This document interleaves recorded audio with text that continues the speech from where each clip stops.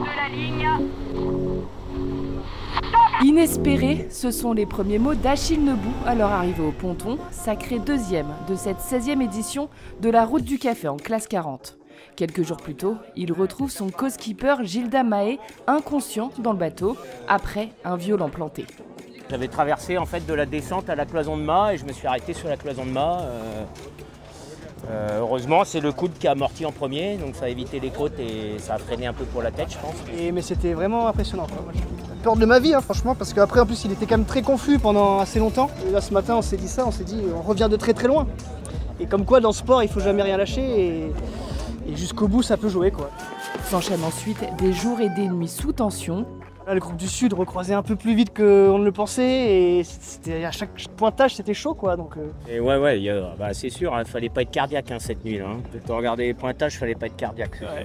Une heure plus tard, au tour du duo italo-espagnol Alberto Bona et Pablo Santourde de franchir cette ligne d'arrivée et de monter sur la 3e marche du podium au bout de l'effort. C'était super dur.